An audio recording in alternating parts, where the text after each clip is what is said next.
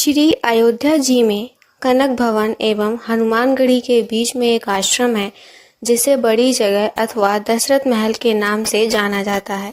काफी पहले वहाँ एक संत रहा करते थे जिनका नाम था श्री राम प्रसाद जी। उस समय अयोध्या जी में इतनी भीड़ भाड़ नहीं होती थी, ज्यादा लोग नहीं आते थे। श्री राम प्रसाद जी ही उस समय बड़ी जगह के कर्ता धर्ता थे। वहाँ बड़ी जगह में मंदिर है जिसमें पत्नियों सहित चारों भाई श्री राम, श्री लक्ष्मण, श्री भरत एवं श्री शत्रुघ्न जी एवं हनुमान जी की सेवा होती है। चूंकि सबके सब फक्कड़ संत थे तो नित्य मंदिर में जो भी थोड़ा बहुत चढ़ावा आता था उसी से मंदिर एवं आश्रम का खर्च चला करता था। प्रतिदिन मंदिर में आने वाला सारा चढ़ावा एक बनिए को, जिसका नाम था पलटू बनिया, भिजवाया जाता था। उसी धन से थोड़ा बहुत जो भी राशन आता था उसी का भोग प्रसाद बनकर भगवान को भोग लगता था और जो भी संत आश्रम में रहते थे वे खाते थे।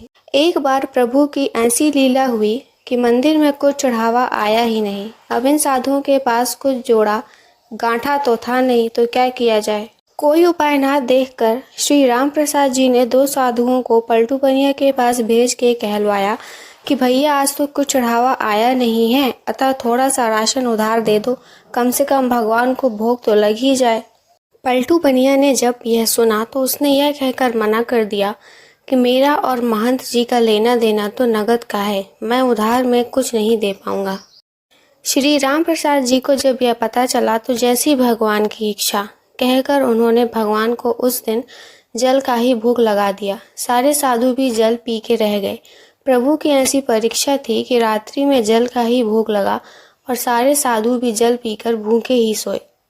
वहाँ मंदिर में नियम था कि शयन कराते समय भगवान को एक बड़ा सुंदर पीताम्बर ओढ़ाया जाता था तथा शयन आरती के बाद श्री राम प्रसाद जी नित्य करीब 1 घंटा बैठकर भगवान को भजन सुनाते थे। पूरे दिन के भूखे राम प्रसाद जी बैठे भजन गाते रहे और नियम पूरा करके सोने चले गए। धीरे धीरे करके रात बीतने लगी।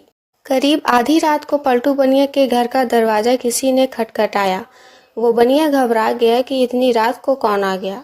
जब आवाज सुनी तो पता चला कुछ बच्चे दरवाजे पर शोर मचा रहे हैं। अरे पलटू, पलटू सेठ, अरे दरवाजा खोल। उसने हड़बड़ा कर खींचते हुए दरवाजा खोला। सोचा कि जरूर ये बच्चे शरारत कर रहे होंगे, अभी इनकी अच्छे से डांट लगाऊंगा। जब उसने दरवाजा खोला तो देखता है कि चार लड़के जिनकी अवस्था 12 वर्ष से भी कम की होगी एक पीताम्बर ओढ़कर खड़े हैं। वे चारों लड़के एक ही पीताम्बर ओढ़े थे। उनकी छवि इतनी मोहक, ऐसी लुभावनी थी कि ना चाहते हुए भी पलटू का सारा क्रोध प्रेम में परिवर्तित हो गया और वह आश्चर्य से पूछने लगा, बच्चों तुम हो कौन और इतनी रात को क्यों शोर मचा रहे हो। बिना कुछ कहे बच्चे घर में घुस आए और बोले, हमें राम प्रसाद बाबा ने भेजा है। ये जो पीताम्बर हम ओढ़े हैं इसका कोना खोलो, इसमें 1600 रुपए हैं, निकालो और गिनो। ये वो समय था जब आना और पैसा चलता था। 1600 उस समय बहुत बड़ी रकम हुआ करती थी। जल्दी जल्दी पलटू ने उस पीताम्बर का कोना खोला तो उसमें सचमुच चांदी के 1600 सिक्के निकले। प्रश्न भरी दृष्टि से पलटू बनिया उन बच्चों को देखने लगा। तब बच्चों ने बताया कि इन पैसों का राशन कल सुबह आश्रम भिजवा देना। अब पलटू बनिया को थोड़ी शर्म आई कि हाय, आज मैंने राशन नहीं दिया, लगता है महंत जी नाराज हो गए हैं, इसीलिए रात में ही इतने सारे पैसे भिजवा दिए। पश्चाताप, संकोच और प्रेम के साथ उसने हाथ जोड़कर कहा, बच्चों मेरी पूरी दुकान भी उठाकर मैं महंत जी को दे दूंगा तो भी ये पैसे ज्यादा ही बैठेंगे। इतने मूल्य का सामान देते देते तो मुझे पता नहीं कितना समय लग जाएगा। बच्चों ने कहा, ठीक है, आप एक साथ मत दीजिए, थोड़ा थोड़ा करके अब से नित्य ही सुबह सुबह आश्रम भिजवा दिया कीजिएगा। आज के बाद कभी भी राशन के लिए मना मत कीजिएगा। पलटू बनिया तो मारे शर्म के जमीन में गड़ा जाए। वो फिर हाथ जोड़कर बोला, जैसी महंत जी की आज्ञा। इतना कह सुन के वो बच्चे चले गए, लेकिन जाते जाते पलटू बनिया का मन भी ले गए। इधर सवेरे सवेरे मंगला आरती के लिए जब पुजारी जी ने मंदिर के पट खोले तो देखा भगवान का पीताम्बर गायब है। उन्होंने ये बात राम प्रसाद जी को बताई और सबको लगा कि कोई रात में पीताम्बर चुरा के ले गया। जब थोड़ा दिन चढ़ा तो गाड़ी में ढेर सारा सामान लदवा के कृतज्ञता के साथ हाथ जोड़े हुए पलटू बनिया आया और सीधा राम प्रसाद जी के चरणों में गिरकर क्षमा मांगने लगा। राम प्रसाद जी को तो कुछ पता ही नहीं था। वे पूछे, क्या हुआ? अरे किस बात की माफ़ी मांग रहा है? पर पलटू बनिया उठे ही ना और कहे, महाराज, रात में पैसे भिजवाने की क्या आवश्यकता थी? मैं कान पकड़ता हूँ, आज के बाद कभी भी राशन के लिए मना नहीं करूँगा। और ये रहा आपका पीताम्बर। वो बच्चे मेरे यहाँ ही छोड़ गए थे, बड़े प्यारे बच्चे थे। इतनी रात को बेचारे पैसे लेकर आ भी गए। अब बुरा न माने तो मैं एक बार उन बालकों को फिर से देखना चाहता हूँ। जब राम प्रसाद जी ने वो पीताम्बर देखा तो पता चला ये तो हमारे मंदिर का ही है जो गायब हो गया था। अब वो पूछें कि ये तुम्हारे पास कैसे आया? तब उस बनिया ने रात वाली पूरी घटना सुनाई।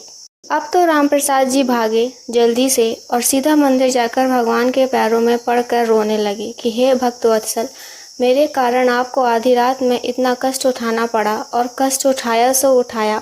मैंने जीवन भर आपकी सेवा की, मुझे तो दर्शन ना हुआ और इस बनिए को आधी रात में दर्शन देने पहुंच गए। जब पलटू बनिया को पूरी बात पता चली तो उसका हृदय भी धक से होके रह गया कि जिन्हें मैं साधारण बालक समझ बैठा वे तो त्रिभुवन के नाथ थे। अरे मैं तो चरण भी ना छू पाया। अब तो वे दोनों ही लोग बैठकर रोएं। खैर, इसके बाद कभी भी आश्रम में राशन की कमी नहीं हुई। आज तक वहाँ संत सेवा होती आ रही है। इस घटना के बाद ही पलटू बनिया को वैराग्य हो गया और यह पलटू बनिया ही बाद में श्री पलटू दास जी के नाम से विख्यात हुए। श्री राम प्रसाद जी की व्याकुलता उस दिन हर क्षण के साथ बढ़ती ही जाए और रात में शयन के समय जब वे भजन गाने बैठे तो मूर्छित होकर गिर गए। संसार के लिए तो वे मूर्छित थे, किंतु मूर्छा अवस्था में ही उन्हें पत्नियों सहित चारों भाइयों का दर्शन हुआ और उसी दर्शन में श्री जानकी जी ने उनके आंसू पोंछे तथा अपनी उंगली से इनके माथे पर बिंदी लगाई, जिसे फिर सदैव इन्होंने अपने मस्तक पर धारण करके रखा। उसी के बाद से इनके आश्रम में बिंदी वाले तिलक का प्रचलन हुआ।